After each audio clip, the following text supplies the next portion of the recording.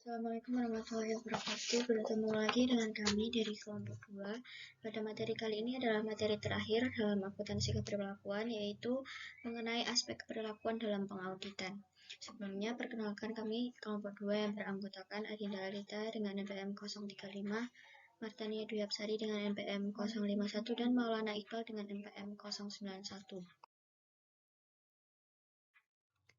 Pembahasan kita kali ini dibagi menjadi bahasan pokok. Yang pertama ada divisi pengauditan, yang kedua struktur akuntansi dan lingkup pengauditan. Untuk yang ketiga yaitu proses pengauditan dan peran auditor. Yang keempat laporan audit standar. Kelima hubungan akuntansi keberlakuan dan pengauditan. Keenam relevansi penelitian pengauditan di BAR. Dan yang terakhir yaitu contoh-contoh penelitian keberlakuan dalam pengauditan. Masuk ke poin pembahasan kita yang pertama, yaitu mengenai definisi pengauditan. The American Accounting Association mendefinisikan auditing sebagai a systematic process of objectively obtaining and evaluating evidence regarding assertion about economic action and even to a certain degree of correspondence between those assertion established criteria and communicating the result to interested users, yaitu sebagai proses sistematis untuk mendapatkan dan mengevaluasi bukti yang berkaitan dengan asersi manajemen tentang kejadian ekonomi yang dilakukan secara objektif. Objektif di sini berarti mengungkapkan fakta atau bukti yang diperoleh dengan senyatanya, tidak bias, tidak memihak, dan juga tidak boleh memperbolehkan menaruh prasangka buruk terhadap klien. Pembahasan yang kedua yaitu mengenai struktur akuntansi dan lingkup pengauditan. Struktur akuntansi merupakan gambaran variabel-variabel yang membentuk praktik akuntansi dalam suatu lingkungan tertentu. Struktur akuntansi dapat dijadikan sarana untuk menjelaskan mengenai hubungan antara pelaporan keuangan dan pengauditan, kedudukan laporan keuangan dan laporan audit, serta PABU sebagai pedoman baik untuk menyusun laporan keuangan maupun untuk menentukan kewajaran penyajian laporan keuangan. Sebagai sarana untuk menjelaskan hubungan antara laporan keuangan dan pengauditan, struktur akuntansi juga dapat membantu dalam memahami lingkup pengauditan. Pada umumnya, pengauditan dikelompokkan menjadi 3 golongan, yaitu audit laporan keuangan, audit kesesuaian, dan audit operasional. Audit laporan keuangan dilakukan untuk menentukan apakah laporan keuangan dinyatakan sesuai dengan kriteria tertentu yang telah ditetapkan dalam PABU dengan asumsi bahwa laporan keuangan tersebut akan digunakan oleh berbagai pihak untuk berbagai tujuan. Audit kesesuaian ditujukan untuk menentukan apakah pihak yang diaudit telah mengikuti prosedur atau aturan tertentu yang ditetapkan oleh pihak yang berwenang, dan audit operasional berkenaan dengan pengkajian atau review atas suatu prosedur dan metode yang diterapkan dengan tujuan untuk mengevaluasi efisiensi dan efektivitas. Struktur akuntansi menjelaskan bahwa laporan keuangan memiliki asumsi, yaitu suatu unit usaha berkedudukan terpisah dari pemiliknya, sehingga menimbulkan suatu pertanggungjawaban dalam bentuk laporan keuangan. Laporan keuangan dikatakan efektif apabila terdapat interpretasi yang sama antara pembuat dengan pemakainya mengenai apa yang dimuat dalam laporan keuangan. Untuk itu, diperlukan acuan yang sama dalam menyajikan dan menginterpretasikan laporan keuangan yang dikenal dengan prinsip akuntansi berterima umum atau Generally Accepted Accounting Principle atau GAAP. GAAP sendiri bermanfaat untuk memberikan pedoman mengenai definisi elemen atau simbol pelaporan, pengukuran, penilaian, pengakuan dan penyajian atau pengungkapan laporan keuangan.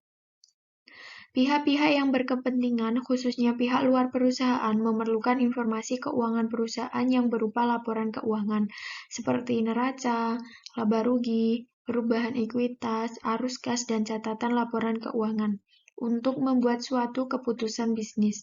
Oleh karena itu, diperlukan pihak independen yang dapat menjamin bahwa laporan keuangan telah disusun sesuai dengan PABU, serta bebas dari kesalahan dan ketidakjujuran.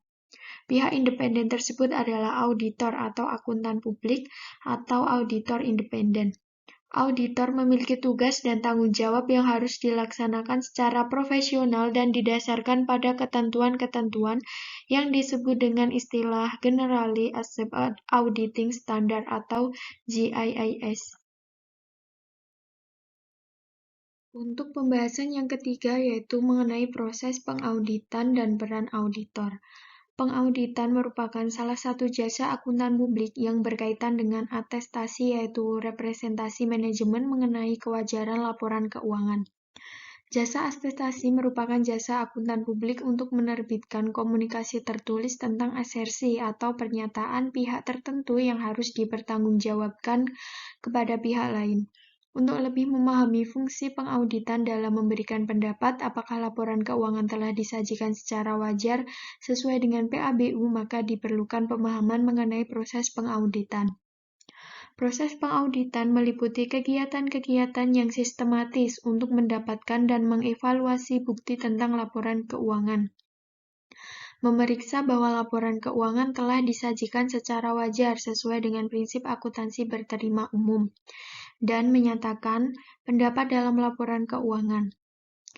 Kegiatan-kegiatan terkait fungsi pengauditan tersebut pada dasarnya banyak melibatkan unsur judgement, sebagaimana penjelasan Suwarjono pada tahun 1991 mengenai pemahaman, maka menyajikan laporan keuangan secara wajar sesuai dengan PABU, yaitu bahwa dalam menentukan kewajaran banyak terlibat unsur judgement yang dipandu oleh profesionalisme atau peran auditor.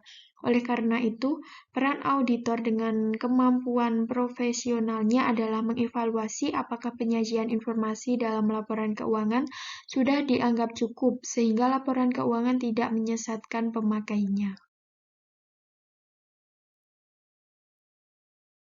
Kemudian, untuk pembahasan yang keempat yaitu mengenai laporan audit standar. Hasil akhir tugas audit adalah laporan auditor atau disebut juga dengan laporan audit.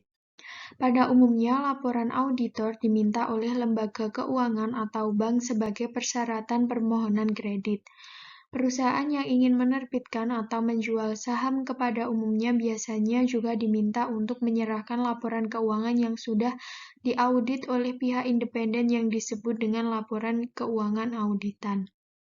Laporan audit merefleksikan suatu proses, tanggung jawab, aspek yuridis, dan moral yang berkaitan secara kompleks, sehingga format laporan audit sudah ditentukan dan harus diartikan sesuai dengan apa yang dimaksud dalam laporan audit tersebut. Namun demikian, dalam menyusun laporan audit, auditor harus memperhatikan syarat-syarat yang diterbitkannya laporan audit standar. Nah, terdapat 4 komponen penting yang mempengaruhi pemilihan bentuk dan format laporan audit. Komponen tersebut adalah sebagai berikut. Yang pertama, terdapat standar pengauditan berterima umum. Di sini terdiri atas 3 standar. Kemudian yang kedua, prinsip akuntansi berterima umum atau PABU. Yang ketiga, keadaan yang menyebabkan ketidakpastian. Dan yang keempat, kode etik terutama yang berkaitan dengan independensi. Auditor dapat menyatakan bahwa laporan keuangan seperti neraca, laba rugi, perubahan ekuitas, arus kas, dan catatan laporan keuangan telah disajikan secara wajar apabila pengertian, pengukuran, penelitian, dan pengakuan dan penyajian atau pengungkapan elemen laporan keuangan tersebut mengikuti pedoman yang ada dalam kerangka kerja PABU. Laporan keuangan dinyatakan wajar sesuai PABU apabila sasaran audit telah memenuhi kriteria atau existing validity, completeness, serta risk atau ownership, allocation, cut-off, dan mechanical assurance. Langkah selanjutnya adalah mempertimbangkan kedudukan auditor terkait dengan ketaatan terhadap kode etik dan standar umum pengauditan, serta mengevaluasi materialitas dan risiko yang berkaitan dengan ketidakpastian lingkungan. Kemudian auditor dapat menentukan jenis laporan yang sesuai dengan hasil auditnya, sebagaimana menurut standar profesional akuntan publik, bahwa terdapat 5 jenis pendapat auditor, yaitu pendapat wajar tanpa pengecualian, pendapat wajar tanpa pengecualian dengan bahasa penjelas yang ditambahkan dalam laporan audit bentuk baku, kemudian pendapat wajar dengan pengecualian, kemudian pendapat tidak wajar, dan yang terakhir pernyataan tidak memberikan pendapat. 5. Hubungan akuntansi keperilakuan dengan pengauditan. Akuntansi keperilakuan mempelajari mengenai perilaku akuntan dan non-akuntan yang dipengaruhi oleh fungsi dan pelaporan akuntansi. Sementara pengauditan merupakan bidang akuntansi yang membahas prinsip, prosedur, dan teknik pengauditan untuk menentukan apakah laporan keuangan telah disajikan sesuai standar. Oleh karena itu, lingkup aspek keperilakuan dalam pengauditan berkaitan dengan perilaku akuntan dan non-akuntan atau auditor sebagai pihak independen dalam menjalankan fungsi dan tanggung jawabnya untuk meyakinkan atau memberi pendapat apakah laporan keuangan disusun sesuai dengan PAPUI. Lingkup aspek keperilakuan dalam pengauditan dapat meliputi perilaku akuntan dan non-akuntan terkait dengan fungsi pengauditan, yaitu memberikan pendapat mengenai kewajaran laporan keuangan. Fungsi pengauditan tersebut meliputi aktivitas proses pengambilan keputusan dan aktivitas auditor dalam mempertimbangkan sesuatu sebelum mengambil keputusan. Dengan demikian, perilaku auditor independen dalam membuat judgement dan keputusan perlu mempertimbangkan banyak faktor dan data pendukung. Sebagai contoh, pentingnya judgement auditor ketika auditor dihadapkan pada kompleksitas tugas yang menuntut peran profesional, sehingga pengaruh perbedaan pengetahuan auditor terhadap pengambilan keputusan menjadi sangat penting.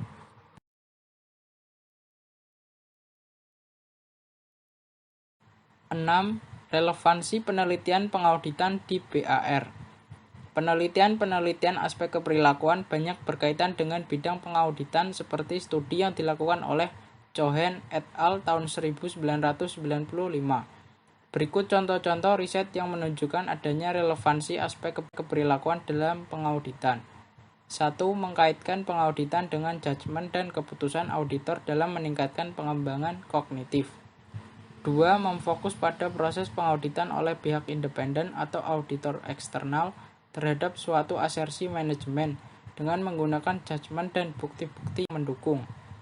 3. Menghubungkan tipe keperilakuan yang dihadapi auditor, yaitu auditor dipengaruhi oleh persepsi mereka terhadap lingkungan audit. Sebagai contoh, dalam penilaian pengendalian intern, perusahaan besar dianggap memiliki pengendalian intern yang lebih memadai daripada perusahaan kecil. Auditor harus menyelaraskan dan bersinergi dalam pekerjaan mereka, karena audit adalah pekerjaan kelompok yang memerlukan proses review. 4. Judgement dan pengambilan keputusan pengauditan terkait konsep materialitas. Aktivitas judgement terkait konsep materialitas meliputi hasil penilaian dalam menetapkan materialitas akuntansi, materialitas audit risiko bisnis, mengidentifikasi tujuan dan asersi audit yang penting, audit area aliran transaksi, asersi laporan keuangan, mengevaluasi pengendalian internal, perbaikan efisiensi dan efektivitas audit, risiko pengendalian untuk esensi laporan keuangan, kelemahan dalam pengendalian. 6. Relevansi penelitian pengauditan di BAR. 5. Judgement dan pengambilan keputusan pengauditan terkait strategi pengauditan. Topik-topik strategi pengauditan meliputi pengembangan strategi pengauditan, pengujian terhadap pengendalian pengauditan yang berbeda, penekanan terhadap keseimbangan atau aliran transaksi, mengembangkan program pengauditan, memilih kombinasi prosedur audit spesifik yang tepat dan menentukan ruang lingkup dan waktu aplikasi. memilih dan mengevaluasi prosedur review analisis. 6. Judgement dan pengambilan keputusan pengauditan terkait dengan evaluasi hasil-hasil pengauditan. Hasil-hasil pengauditan meliputi aktivitas evaluasi penilaian hasil pengauditan, kesimpulan terhadap prosedur audit spesifik terkait dengan tujuan dan hasil yang diperoleh, menentukan status going concern, mengaplikasikan standar audit yang berterima umum, identifikasi terhadap arah standar audit yang diaplikasikan, mengaplikasikan aturan-aturan mengenai kode etik, ada pelanggaran atau tidak, memilih opini audit yang tepat apakah laporan keuangan telah disajikan secara wajar. 7. Kecerdasan emosi auditor, yaitu mengenali emosi diri, mengelola emosi, memotivasi diri, mengenali emosi orang lain, dan membina hubungan dengan orang lain. Untuk contoh penelitian keperilakuan dalam pengauditan terdapat 6 peneliti. Yang pertama, penelitian dilakukan oleh Cohen et al. Pada tahun 1995 yang menguji perbedaan persepsi auditor di berbagai negara mengenai kode etik profesi auditor. Dengan menggunakan survei pada akuntan senior sebuah kantor akuntan multinasional yang berlokasi di Amerika Latin, Jepang, dan Amerika Serikat, hasil mengindikasi bahwa terdapat pola perbedaan yang konsisten antara tiga negara tersebut. Temuan ini menandakan bahwa nilai yang diterima otoritas atau power distance yang tinggi dan kelompok sosial atau kolektivisme lebih mendorong adanya standar etika yang tinggi.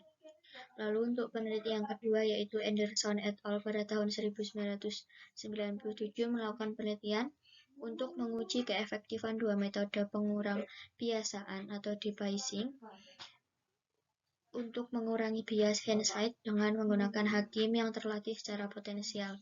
Bias hindsight adalah estimasi individual yang berlebihan ketika memprediksi suatu luaran atau hasil. Dengan menggunakan pendekatan eksperimen, hasil penelitian mengindikasi bahwa evaluasi keputusan hakim yang disajikan dalam hasil alternatif tidak berbeda dengan keputusan hakim yang disajikan dalam treatment bad news. Temuan selanjutnya menjelaskan bahwa stakeholder alternatif secara signifikan lebih tinggi dibandingkan dengan treatment bad news. Untuk peneliti yang ketiga ada Lowe and Reckers pada tahun 2000 yang mengangkat isu mengenai usaha pengurangan expectation gap dengan cara mengurangi gap antara perspektif hindsight dan foresight auditor. Penelitian ini menguji strategi foresight dalam dua bentuk decision aids untuk mengurangi efek hindsight dengan fokus pada outcome potensi tunggal atau single outcome strategi. Dengan menggunakan pendekatan eksperimen dan partisipan auditor senior dari salah satu KAP di Big Five, hasil penelitian menunjukkan bahwa strategi foresight plus single outcome sebagai decision aids sangat efektif dalam mengurangi hindsight effect. Untuk penelitian yang keempat, ada Fisher pada tahun 2001 yang melakukan penelitian untuk menguji hubungan antara dua elemen stres peran, yaitu ambiguitas peran dan konflik peran, dengan luaran auditor eksternal, yaitu kinerja, tugas, dan kepuasan, serta menguji pengaruh moderasi dari variabel perilaku tipe A dengan menggunakan survey kuesioner pada auditor dari kantor akuntan publik di Big Six di New Zealand. Hasil penelitian menunjukkan bahwa ambiguitas dan konflik peran berpengaruh negatif terhadap kinerja dan kepuasan kerja auditor. Secara lebih lanjut, temuan studi mengindikasikan bahwa tidak ada interaksi yang signifikan antara ambiguitas peran dan konflik peran dengan perilaku tipe A. Selanjutnya, penelitian dilakukan oleh Cadeaux et al. Pada tahun 2003 yang menguji apakah persyaratan auditor untuk mengidentifikasi metode akuntansi kualitas tinggi yang paling memadai secara aktual dapat mengurangi objektivitasnya dengan kecenderungan mendukung metode akuntansi yang lebih disukai oleh klien. Penelitian ini menggunakan metode eksperimen berbasis web dengan partisipan auditor di KAP internasional. Hasil penelitian menunjukkan bahwa interaksi penilaian kualitas dan komitmen tujuan berpengaruh signifikan terhadap penerimaan metode yang disukai klien. Untuk penelitian yang terakhir dilakukan oleh Nicoli et al. Pada tahun 2004, yang menguji dampak tipe kontrak kompensasi karyawan klien terhadap judgement perencanaan audit oleh auditor eksternal. Untuk subjek yang digunakan yaitu auditor salah satu KAP di Big Four. Hasil eksperimen menunjukkan bahwa auditor menilai klien dengan kontrak kompensasi yang memasukkan bonus berbasis kinerja keuangan yang lebih beresiko, mempunyai pengendalian internal yang lebih lemah, dan level prosedur substantif yang lebih besar dibanding dengan klien dengan kompensasi terdiri dari gaji tetap saja. Untuk keseluruhan rencana audit, judgement rencana audit lebih tinggi secara berurutan adalah kompensasi bonus berbasis kinerja keuangan, kompensasi bonus berbasis kinerja non-keuangan, dan kompensasi hanya gaji tetap saja.